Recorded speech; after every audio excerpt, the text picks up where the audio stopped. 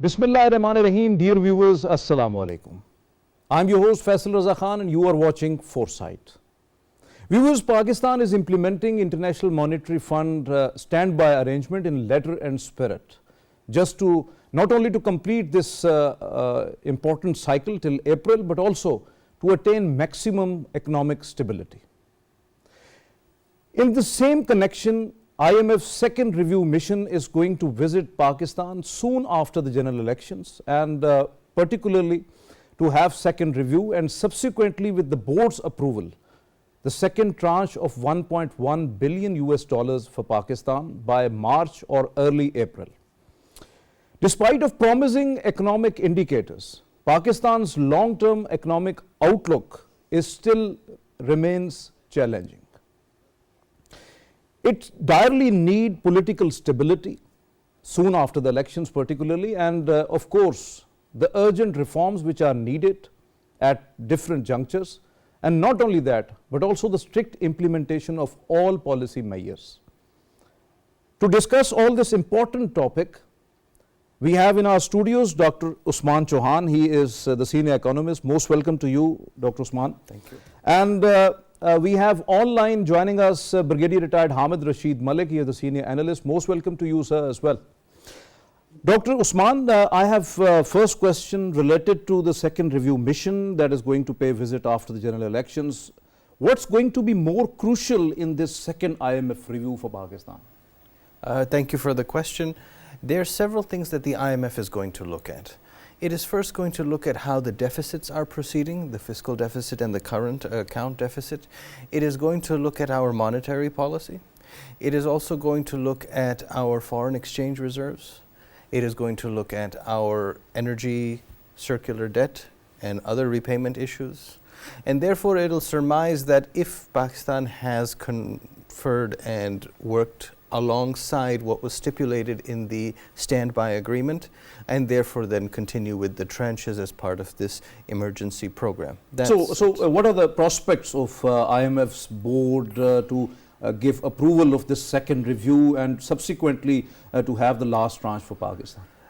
I believe that our caretaker government has done an excellent job adhering to the requirements, and therefore when the IMF comes and has a look, its team comes, it should be very, very satisfied with the performance of the caretaker government, which has soberly worked on all of the areas without having the need for any political gimmickry, without any need for appeasing the voters, but just doing the serious technocratic work.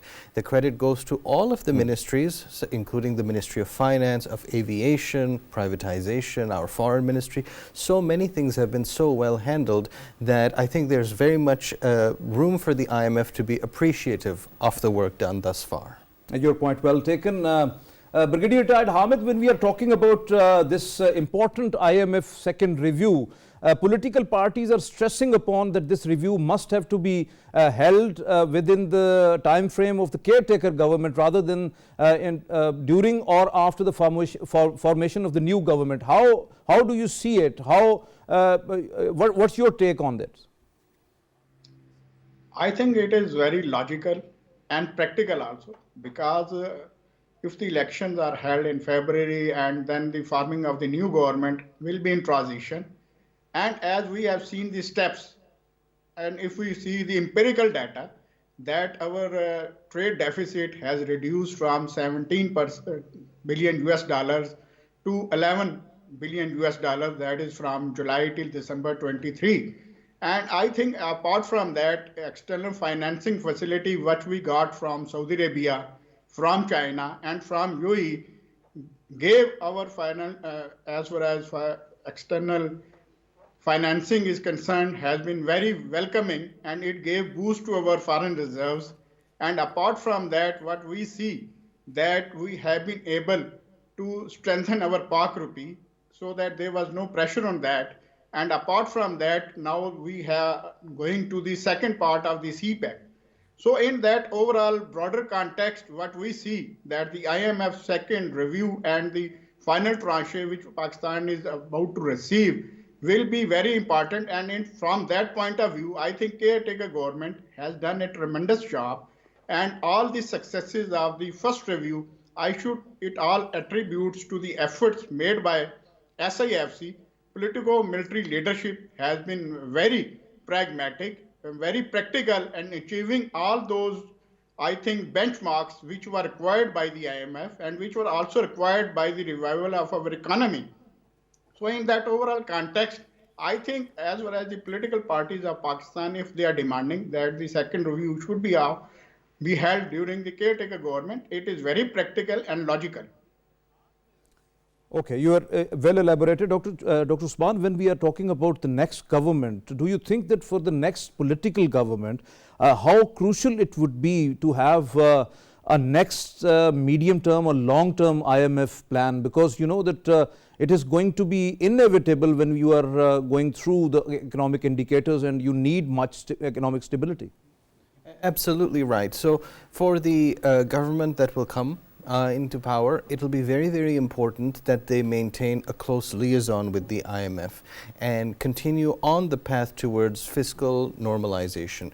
It's very important to do that because if you suddenly deviate, as is a tendency in all emerging market democracies, to suddenly have a populist fervor or to give subsidies or to give generous payouts for reasons that are more political than economic, then you face a damaging consequence towards your fiscal sustainability.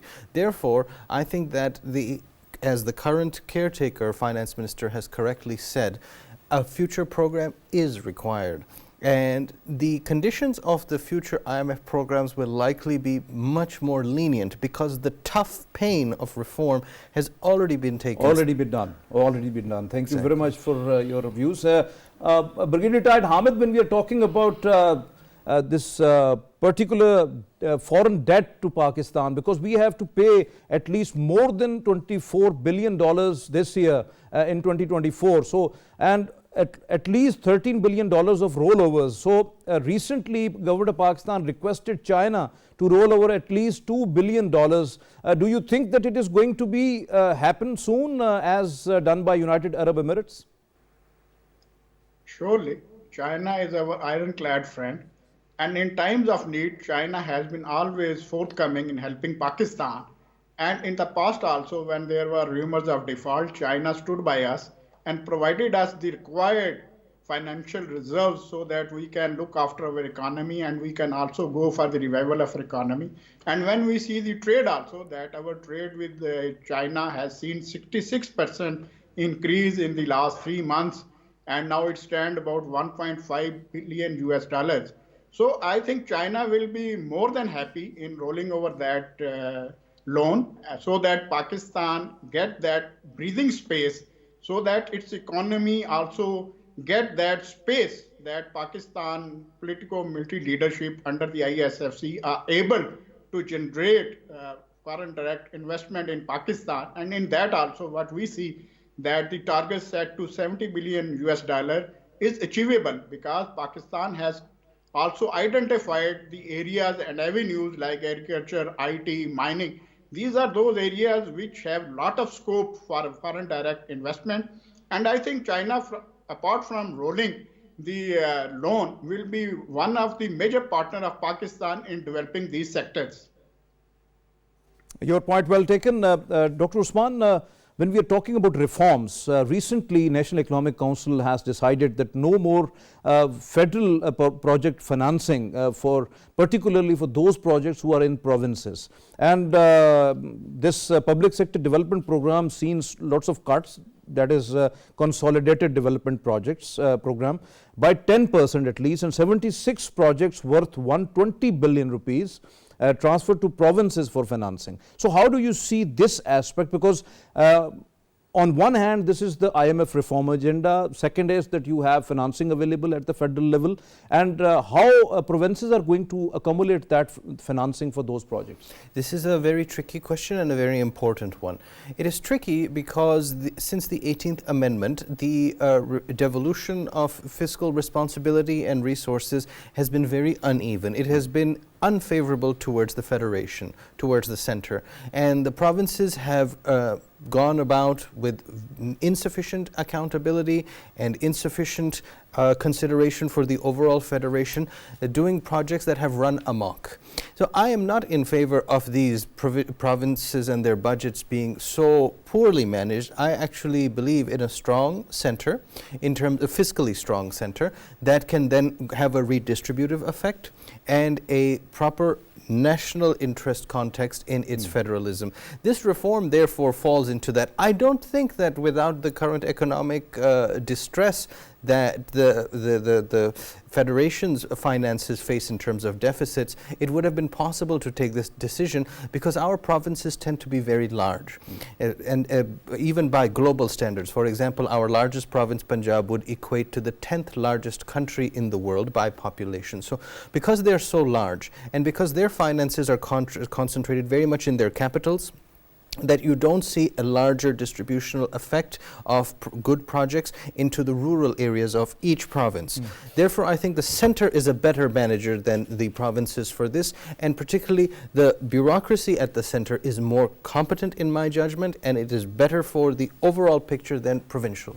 So how do you see particularly the FBR revamping, because still it's now halted because of the Election Commission's apprehensions. Yes. But do you think that splitting in two, particularly the revenue and customs, then you have some sort of, what was the plan actually, might be the National Tax Authority, or might be the Federal Board of Inland Revenue, or might be you have the Federal Board of Customs, or Customs and Border, something like that. So do you think that it is important and inevitable to have a rational revenue, tax revenue and customs departments? It's a very good question, and there's actually several different models used around the world. So what the finance minister caretaker is arguing for makes sense in our context. In other contexts, it might make sense to have customs and the Federal Board of Revenue together because, for example, we generate a lot of tax revenue through imports which are dealt with through customs. In other contexts, that makes sense.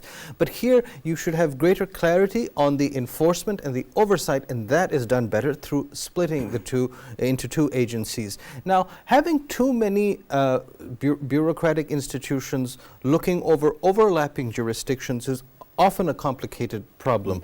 And so it is generally good to have a smaller government that is more precise in its mandate with clear lines of demarcation among the areas of bureaucratic intervention or application.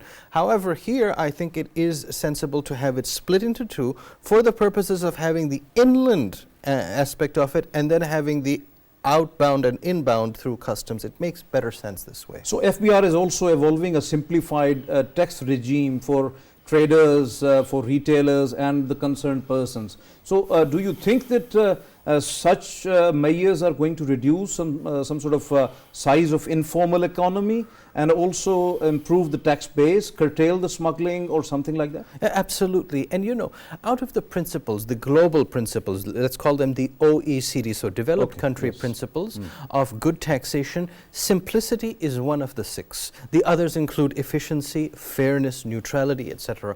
So simplicity is very important because let's say you are a well-meaning trader and you actually want to be in the system.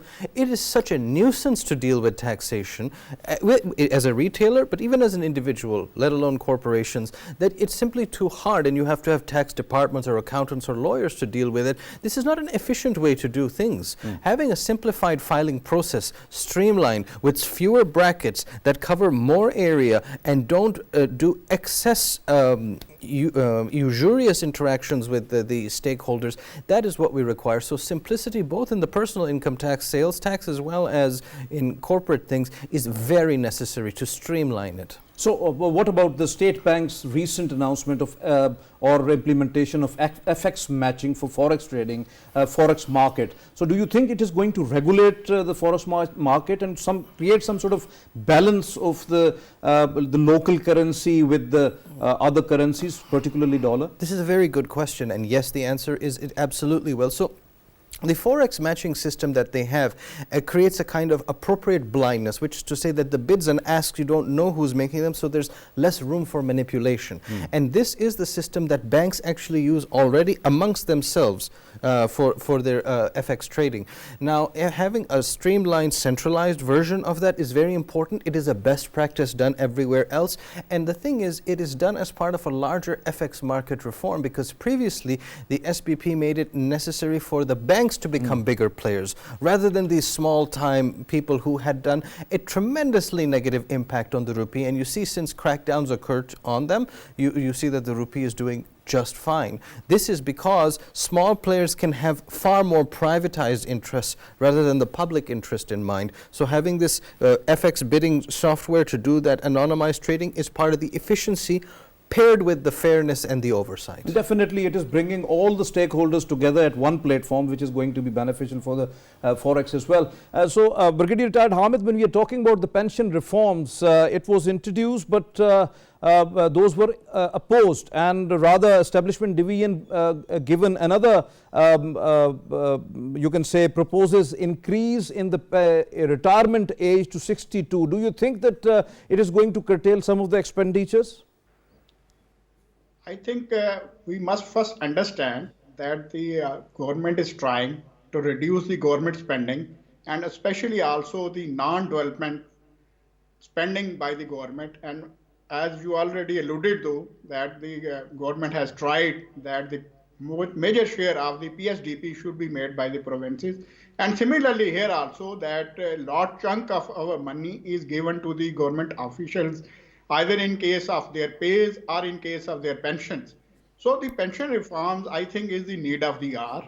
And if we see the developed world, there are certain models available. And I think Pakistan should also look forward that if it wants a better, efficient management of the country, and as far as the government officials are concerned, and you also highlighted there are two proposals. One is that either the pension it has been addressed that it should be drawn as per the efficiency of the officials, and also now the establishment division has given an option that the age should be increased. These are two different options, and let it be decided. But I think a new government should be in a picture, and it should be left to the new government, not by the caretaker government, because it would require certain constitution amendments as well as the legal aspects. And I think this is the need of our. We should be left to the new government that they discuss it out. They also include certain, I think, financial experts, and they should also come out. There are different models available in the world. There, the people, they are given golden handshake. The people are asked that in case of pension, they can go for the insurance, and the insurance companies, they come and fund the pensions of the government officials. But here also what I would like to highlight that the morale and efficiency of the government officials is of paramount importance, and any such decision taken, the government officials should be taken in confidence so that the efficiency improves rather than it becomes a burden on the government. Your point well taken. Thank you very much. Dr. Usman, when we are talking about trade, export-led economic growth, trade reforms, and also the trade diversification, which is very important, do you think, or have you seen any sort of signs that government is implementing all those? Yes, for example, one big credit to the caretaker government is in the IT sector, which has maintained a robust platform. It is trying to fund startups and other such things so that the higher value added services in the digital sphere become a bigger portion. So that's a good example of higher end service oriented diversification. The other elements, I think, that our export base in terms of its complexity remains too rudimentary, and it depends very much on primary commodities as well as textiles. Now we need for this expansion a more stable global economic environment first, because when we export, it also implies somebody else has to import, and right now a lot of countries are struggling. The EU is struggling, the United States is struggling. These are our major import partners. The Gulf is also not so large in its appetite, nor is China. So given that our import partners are tightening their belt a little bit, it means that our exports are impacted. The second is then to have a macroeconomic stability here, which includes currency stability as well as energy stability for their input costs, so that they can fund their capital. There was a lot of investment done, for example, in 2020 and 2021 in our major industries, which has yet to attain its full capacity because they aren't working at that overinvested capex. So right now, I think that there's a lot of work to be done to facilitate our major industries to then expand or horizontally to other sectors or grow further up the value chain vertically. So we attain a lot through the getting more taxes and also the cumulatively the foreign exchange reserves gone to $9.1 billion. That's good. But the thing is that still government is struggling regarding the tax base, enhancement of tax base. So how do you see what measures are required to enhance that, including the agriculture sector and retail sector is going to be, but agriculture sector must have to be in the tax net? Yes, there are three usual suspects we identify. They are the retailers, they are the real estate, and it is the agriculture. These three are major undertaxed areas. It's true. And these have to be looked at in a more thorough fashion. The problem is that they are vested interests in all three. These three industries tend to have a very large political lobbying and power, which distorts the relative priority that would be given in the fiscal net to these sectors. However, when we look at taxation, it is just one side of the equation. The other side of the equation is government spending. And so I believe that if you are raising revenues, you must be spending it on things that generate public value. And I believe our government at the federal level and especially at the provincial level is too large. And so maybe we should look at the other side of the equation more carefully for us to have this taxation happen anyways, because the easiest area to squeeze instead of looking at key sectors is the salaried class, which is people like you and me. And we have had an increase in our taxation, which is supremely unfair. Decent people get squeezed a lot more here, and I think this is inherently unfair. At source, then slabs, and then lots of others areas. You are absolutely right on that, particularly. When you're talking about the youth bulge, we are talking a lot about that, but unfortunately we have not implemented most of the policies. 58% of the youth is working class. So you know that they are working age group, especially 20 to 24 years of age. But unfortunately, they are facing 11.6% of the employment rate. So how do you see why how it would be for the youth particularly, because Pakistan is blessed with youth, and if the policies are implemented in a letter and spirit, Pakistan can get that growth which we are actually dreaming that is going to be reality soon. Absolutely. But the situation isn't as bad as people make it out to be for two reasons. One is that 11% unemployment for youth for a developing country is not so bad. For example, in South Africa, it is more than 60%. In Spain, it is 50%. That's because there the entrepreneurial or the downgrading, just making things get by doesn't exist. But here, young people have to find some way of supporting the family. You unfortunately even find like people who are below the age of 18 driving around, which is illegal. They shouldn't do that. But just to stand with the family, they're trying to find money here and there. So there's a much more entrepreneurial mindset here, which is good. The second is that even if the government investment in youth human capital has not been sufficient because our literacy rate is low. The good thing is that young people in Pakistan, especially in urban areas, but also to an extent in rural areas, are finding their own means in the digital economy to gain employment. This is the freelancers. So we are one of the three biggest freelancing communities in the world in Pakistan. And also that they are gaining education and skills on the language side, programming side, and other things. So young people, if they are not given something, they will go and take something. And it isn't always a bad thing. They often take good things. They take skills. So, Dr. Usman, just the State Bank Governor has announced to maintain that basis rate, that is 22%. Oh. And now we have the hyperinflation. Look, according to the State Bank, it's 29.7, but the short term is more than 40. So how do you see whether it's because of inflation that the basis rate is constant? You know, this is a very important question at the crux of our economic situation. Maintaining a high interest rate at this level is catastrophic for business activity. Because obviously they are opposing it. and they are opposing it. Because if you look at the cash flow and the financial modeling that you would do for any enterprise, your net present value at that discount rate is too impossible. It's very hard to do any business at this level. So in order for this to come to a normal level, they need signs that inflation is coming down. Now 29% is at a different base rate now than it was 2 years ago. You see, so if it's 29% now is versus a year that was already a tough year. Yeah, that's the course, problem. of course. Now if they continue to see inflation at this rate, then they will maintain a high discount rate, and business activity we won't see the growth element then. Now that puts a lot of incentive on people to just park their money in the bank. And I believe that the state bank needs to start thinking hard about bringing interest rates low, especially as the US is bringing them down, especially as energy prices are coming down around the world, despite the hiccups that we see because of geopolitics. It is time now, if you really want growth, to consider that 22% is an impossible discount rate to do anything meaningful with. Thank you very much. Well elaborated, Dr. Usman Chauhan. Thank you very much for your presence in the studios. Thank you very much for that. Brigadier Retired Hamid Rashid Malik, when we are talking about the high inflation or hyperinflation, right now it is very impossible for the people of Pakistan, particularly the salaried class, to just go through such circumstances. And when you have energy cost is high, and that is going to be high as well. So how do you see this perspective regarding the even growth in the country? This is one of the gray area. What we have seen that there has been lot of good news, and when we see the micro and macroeconomic indicators, I think this is a rosy picture for our economics as well as financial analysts.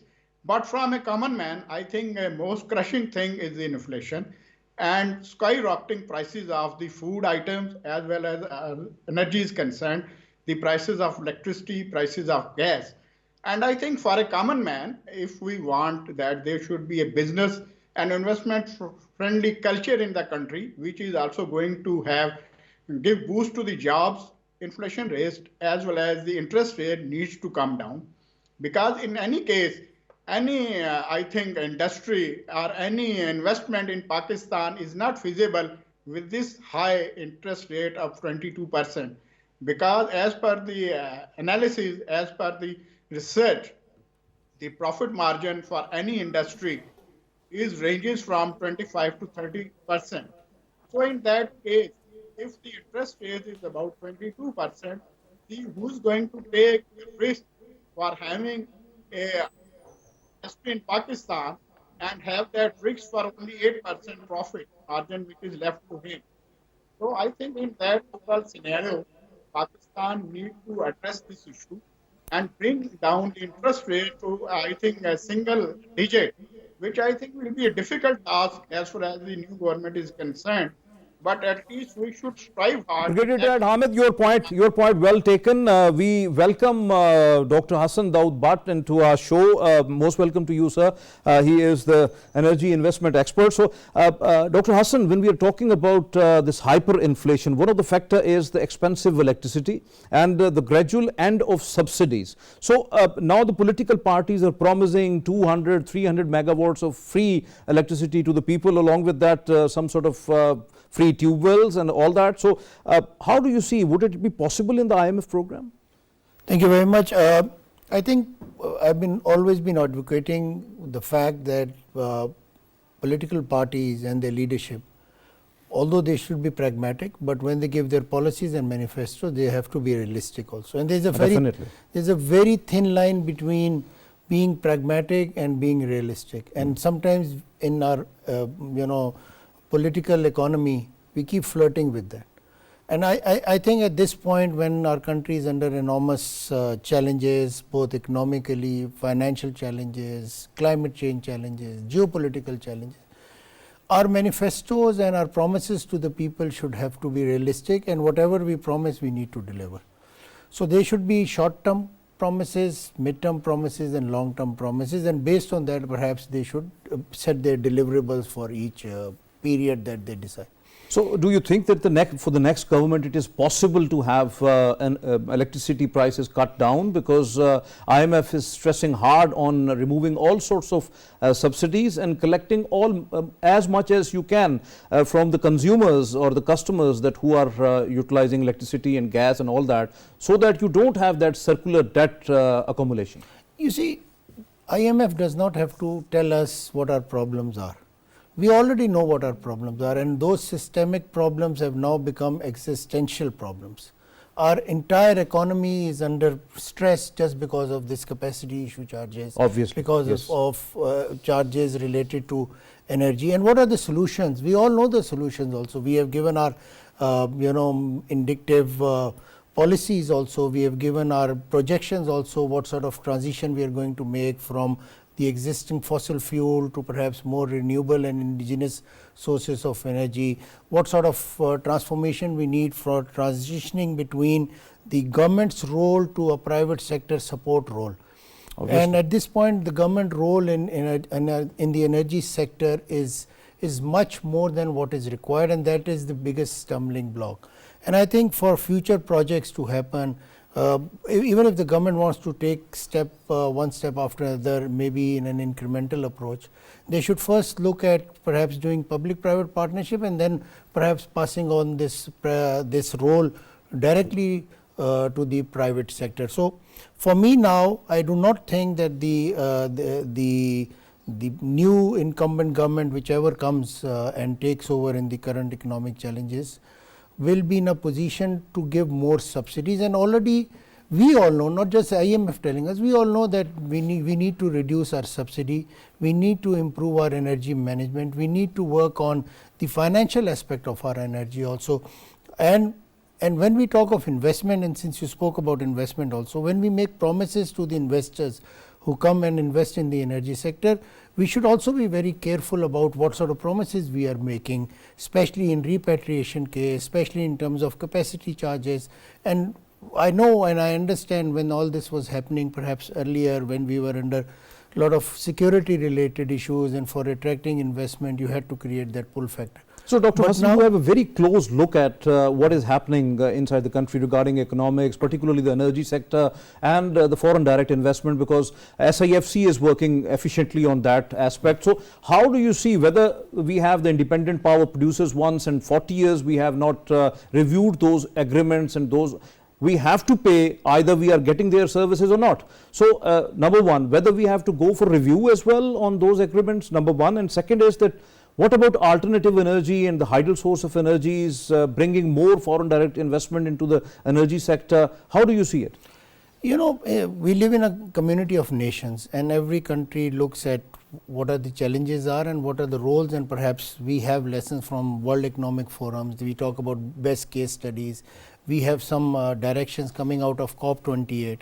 And based on that, we have to make that transition, and also within our IGSAV, within our policy and perhaps our research based on what sort of energy we need. I think by 2030 we need to make that transition, and we have given directions perhaps from the government side that we need to add maybe around 1000 megawatt in solar, maybe around the same number or a little more in the wind, and perhaps in hybrid also. We need to expand in the hydel sector also. We have investors ready to invest in Pakistan in the energy sector, because it's a large size economy. The consumption rate are high and it's growing. We obviously. At this point of time, our energy usage is much lesser than what the capacity is, because our industries are not working. Our most of our energy is used in household, and even in few cases, especially in the northern areas, basic accessibility of energy is still a challenge. So, while we have through CPEC and thanks to China for that, we have worked on energy generation. Now we need to work on energy transmission, look at the losses that are being made. Definitely, because of the line losses we have. And in that case also we can provide attractive incentives to the investors to come in. And then on the third part, we have to work on the distribution, where the private sector role will be extremely important. We have an example of KE in front of us. There are challenges, but now still they are navigating and moving forward in good direction. So, I think the roadmap is quite clear. How to implement that roadmap, how to implement those policies is very important, and where we falter, and we have been faltering in last so many years, is the actual implementation of those policies. Our policies are well crafted, well made, the multilaterals also support us, they give us directions. As you said, IMF also has given us. Definitely And they have given also, us, I think when we talk of projects and when we talk of providing basic necessities like energy, water and other resources through the government's role, I think that distribution has to be just also. You just can't focus on the urban centers and forget the rural economy, because their agriculture, when we are talking about, and you spoke about SIFC also, which is focusing on agriculture. Obviously. The provision of energy to that sector and true wells is important.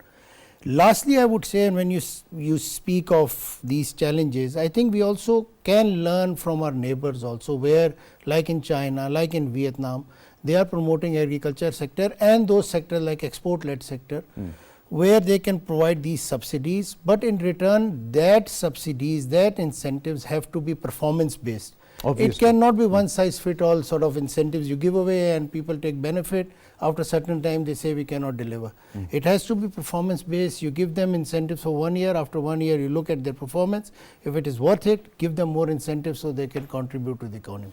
So, when we are talking about the World Bank has just given us the figures that Pakistan's energy demand is going to rise by at least 70% by 2030, and overall the supply may grow only 45%. So, how Pakistan is going to bridge this 25% gap?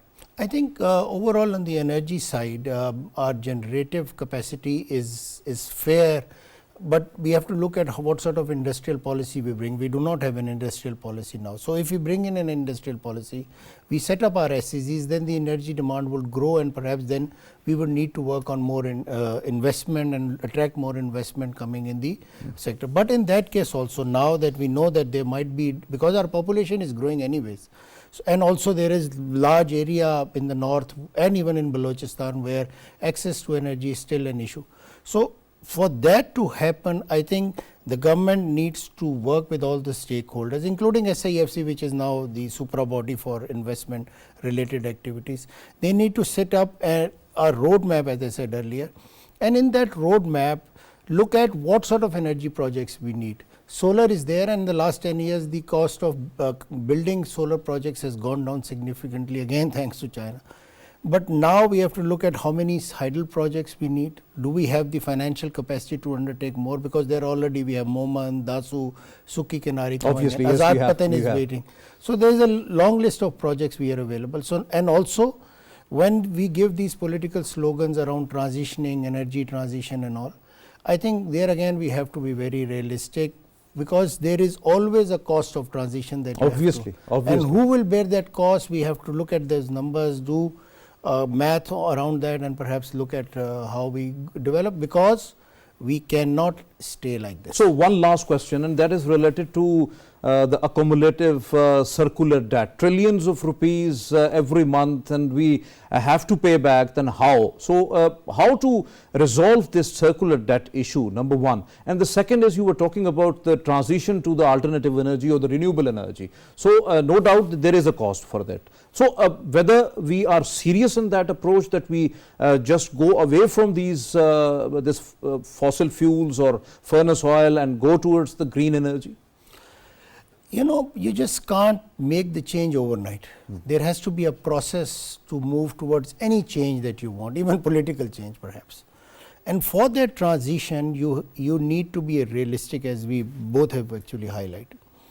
So, from what are our challenges? Our challenges are around foreign currency, dollars, and we acquire energy sources through those dollars. So, if God has given us this natural endowment of hydel resources, of sunlight, of wind around, why should we not tap it? And if we do not tap it, I think our next generation will curse us for not doing this.